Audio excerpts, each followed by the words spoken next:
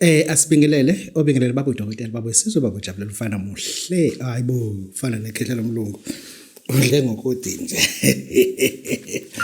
hayi kodwa phela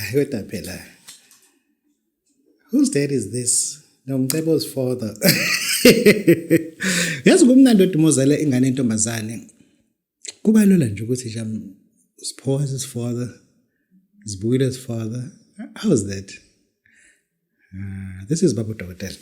You guys who's got only girls, got to be proud. Try to be happy because God has made you happy to have somebody like that.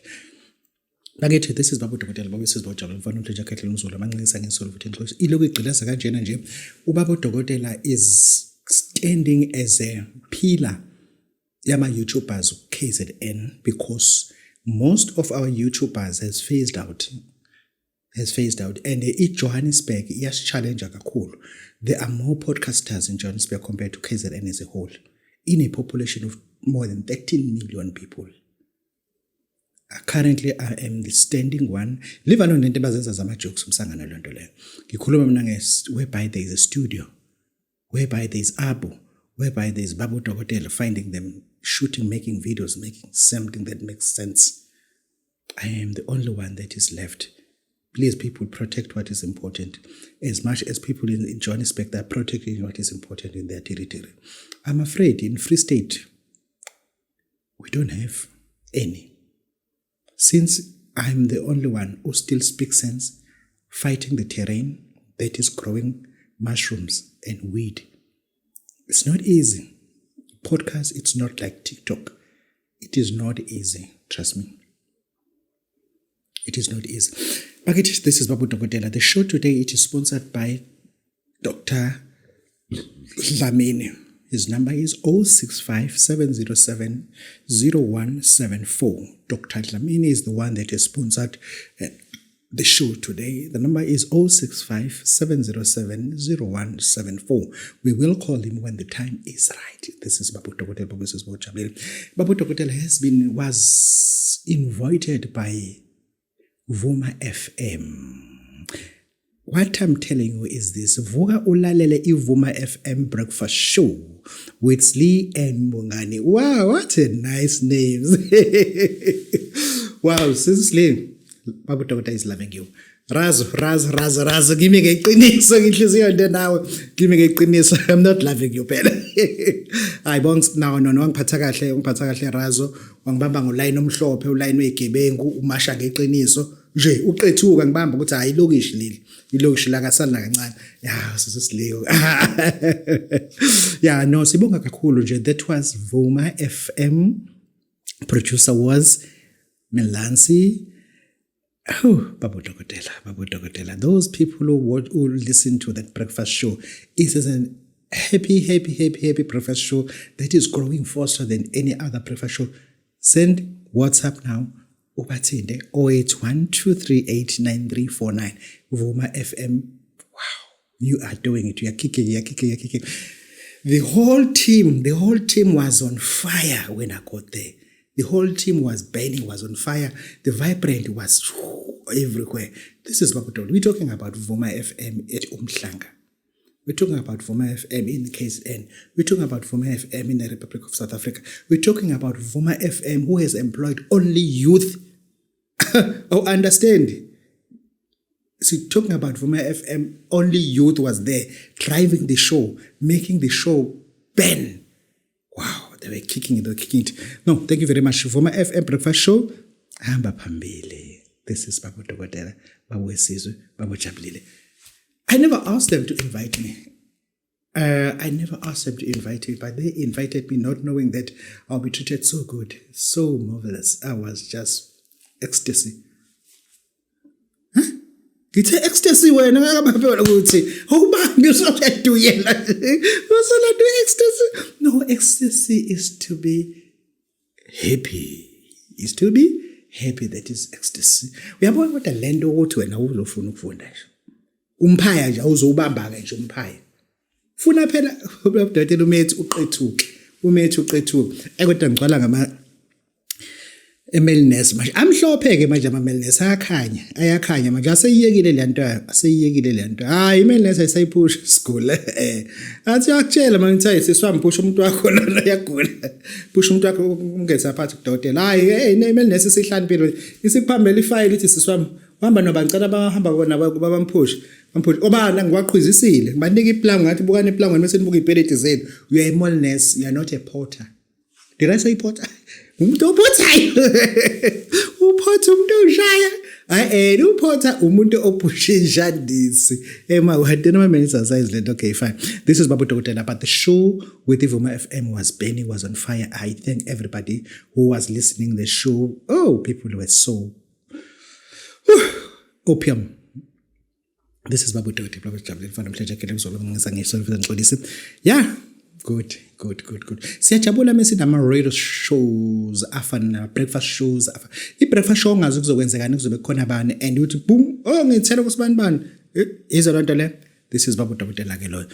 Yeah, as a person, never give up on poverty. We can certainly give you something ezokukhipha enhluphekweni. Uyazi kunento ekufuna ngikutshele yona.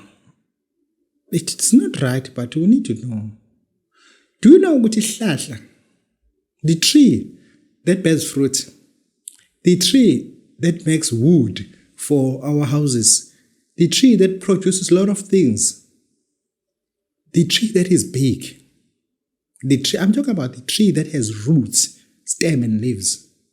Lesa hlahla lesa siphuma enhlabathini. Sihlale kakhulu enhlabathini as a seed. But when the time was right, it started to germinate. Listen to me carefully. The seed of the tree stays too long, waiting for the right time. The right time is for rain to rain. When it's rain, it poured. And thereafter, the seed started to germinate in the presence of sand and soil under it. Listen to me carefully. The root of the grass could not delay the germination. I repeat, the root of the grass, underneath there was a seed that was forcing its way up. When it grows up, it was trampled by the elephant. It was trampled by the lions. It was trampled by big animals. But the branch kept on going. It was bending, losing some branches, but it kept on growing. It was feeding other animals, but it kept on growing. It never stopped growing. And it kunabantu njengamanje who are under the soil, who are under the root of some grasses. When it rains, they will germinate. When they germinate, they will seed out. They will grow. The elephant will trap. Bazobanyathelwa abantu abadumile, bazokhulunywa kabi abantu abaziwayo, bazokhulunywa kabi abantu ababulalayo, bazokhulunywa kabi abantu abangamabhubesi, babanyathele but basurvive. Kuzodliwa into zabo abantu ekuthiwa bomthetho, kuthiwa kudliwa into zakho uthole into. Kunenyamazane ezidla ama-branch ehlahla kodwa ihlahla sikhule. There are those games that are eating from the branch of the tree. They're eating from the leaves of the tree, but the tree does not complain about those animals that they eat or feed, but they still grow. Kunomuntu njengamanje impilo yakho uyabona ukuthi into zakhe ziyalahleka kodwa ama-root akhona. Lithi melinetha ama-root amunca amanzi awaphusha ephezulu. Engisho ukuthi njengamanje when linetha, it is an opportunity that you have to grab and put it under your root and feed yourself up. Feed your apps up. Ngoba kunesikhathi la inyamazana kade ziyi-threat when you're not listening. There are times whereby inyamazana kade zizinyathela isahlahla wenze sinomthuza amabhubesi alala phansi kwaso. Alala phansi kwehlahla kade sinyathela. Indlovu zidla amahlamvu ehlahla kade sinyathela. Listen to me carefully. There are people today, when they germinate, even the soil could not resist. What the soil do will crack and the roots will break. The roots of any grass. Kunabantu empilweni yakho that you have to treat them as grass that is holding your delay. But when you germinate, listen to me carefully. It's whereby your child graduates.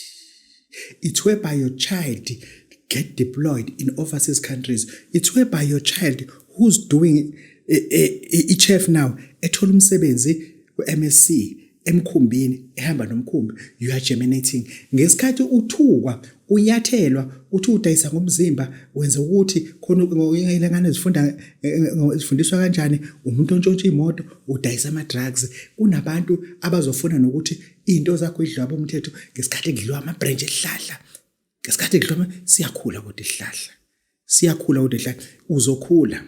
And angifuni ufike kumina lana with the mentality of dryness. Ngifuna ufike kubabudokotela uthi babudokotela make me, because I know when it rains, my roots are still alive. They will be able to absorb imvula. When it rains, it's whereby you get an opportunity to present your company. When I understand, your company is bigger than the bigger companies, because in order for the companies to be big, they start from small, they don't start just large. I was willing to say large. It's large. L-A-R-G-E. Large. Thereafter, I want you to have that mentality so that when I help you, your spirit should be buoyant. I explained buoyant before. Your spirit should be buoyant as well, so that when I lift it up, it will be easy. Because I do have izinto zokusiza umuntu, but umuntu omunye mefika lana already ufika esesimene ombono ukuthi this person is demising himself. This person uthi babudokotela it's better to die. Indlela engihlupheka ngayo. Mina I was once visited by a guy from Free State.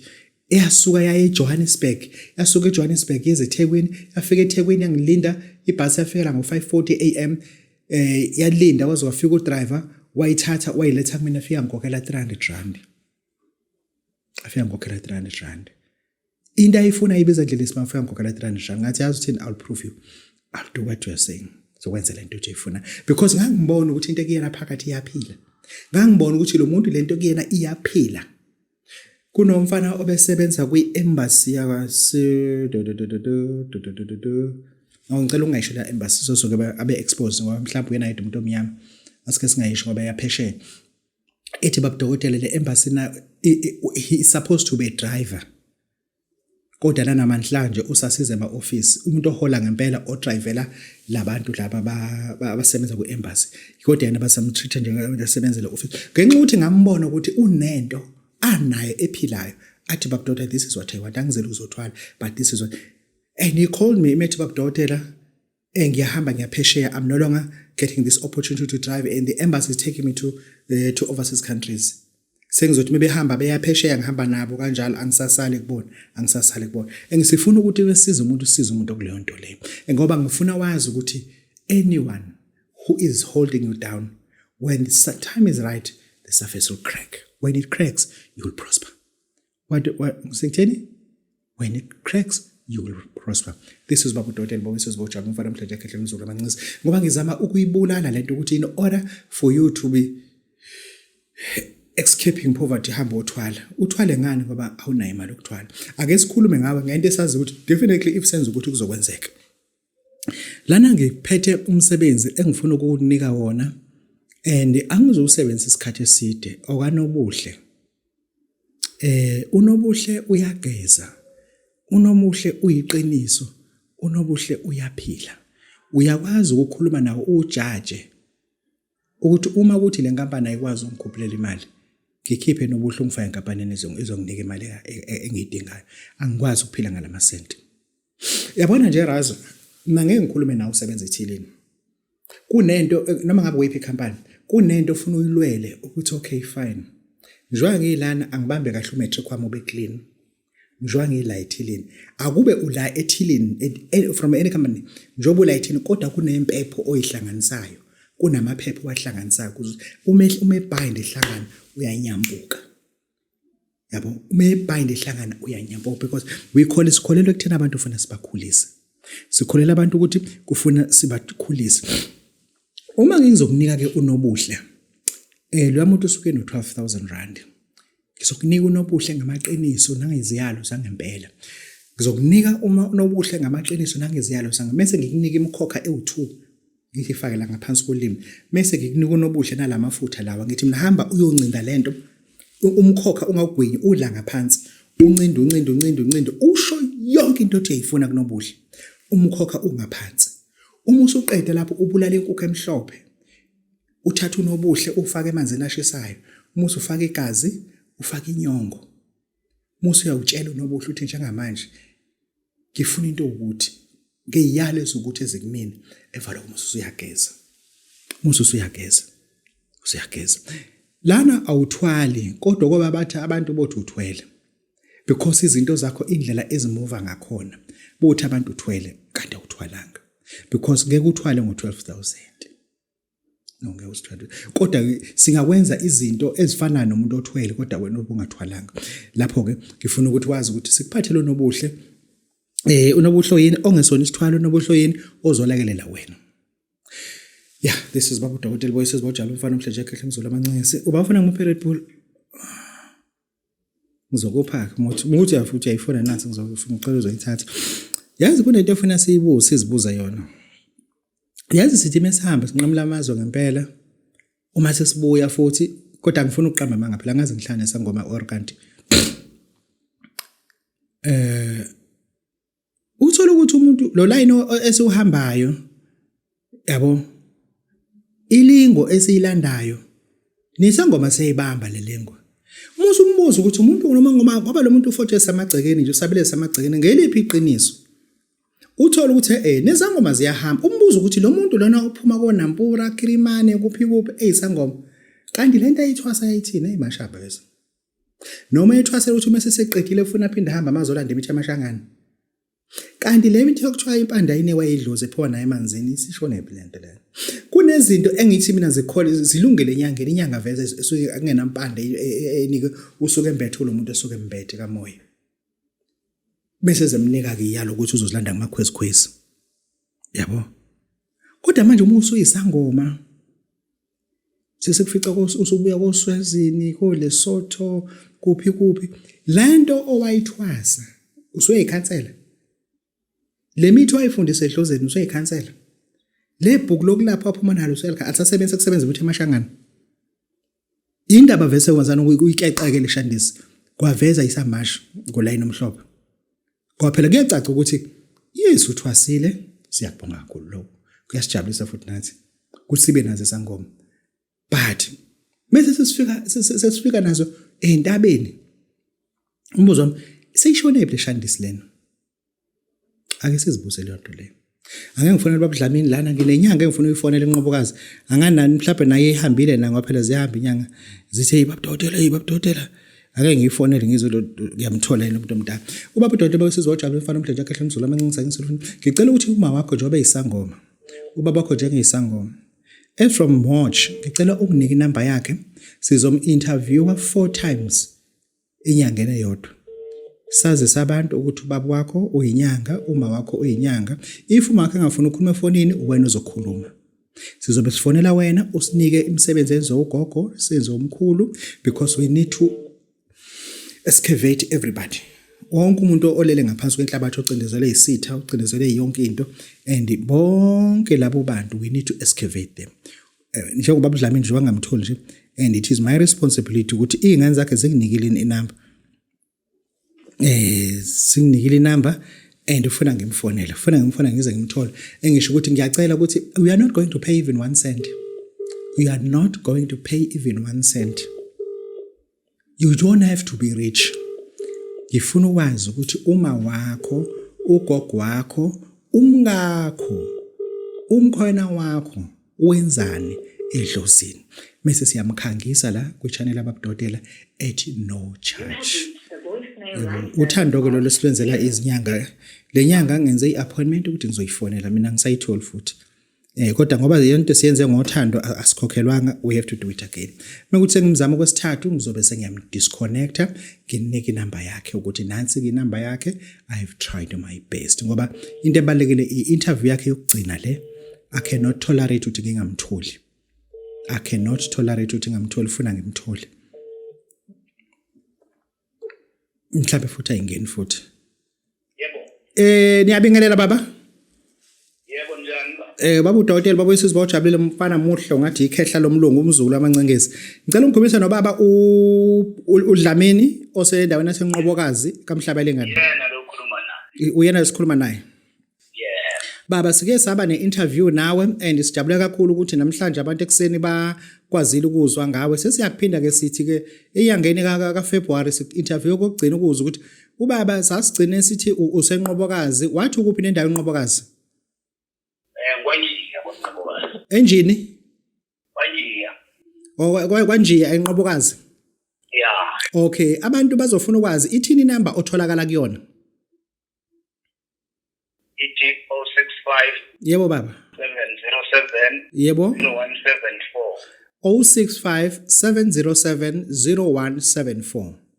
Yebo. Abantu befuna ukuza kubaba edlozini bakubeza ukuthi uba Bangibiza ukuthi uBhokweni.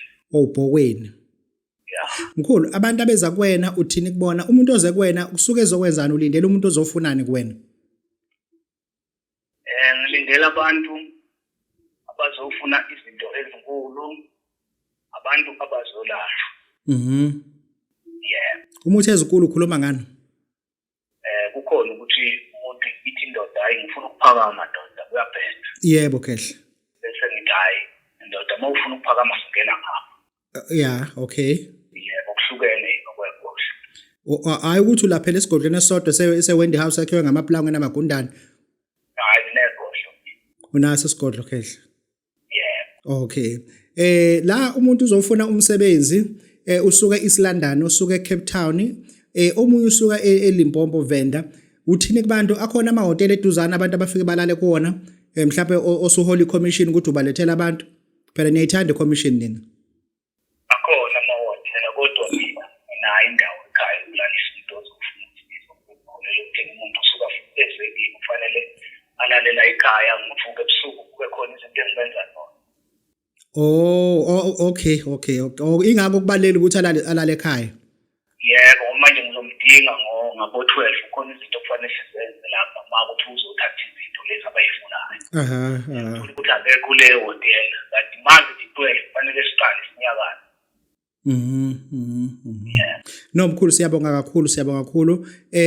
Abantu iluphi usuku abathi mebefika ngalo bengakutholi mhlawumbe usesemsebenzini mhlawumbe usebenza esikoleni uyagada mhlawumbe nicela umasipala ukusika utshani nje uluphi usuku ongatholakala ngawo phela inyanga sezabamba amatoho manje ngihlale ngikhona mkhulu kuya ngokuthi umsebenzi umkombaphi umsebenzi ongikhiphe ekhaya ngokwami mina ngihlale ekhaya.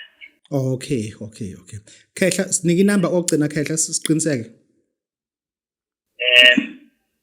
065 707 0174. Baba ubaba ubani sibongo? uDlamini. Emakhosini bakubeza ukuthi uba? Kukhona lapha uBhokweni. uBhokweni. Okay siyabonga kakhulu baba uDokotela namhlanje ube nobaba uBhokweni ubaba okaMhlabelengana endaweni yaseNqobokazi ubaba uDlamini. Sibonga kakhulu siyathobeka. Thank you.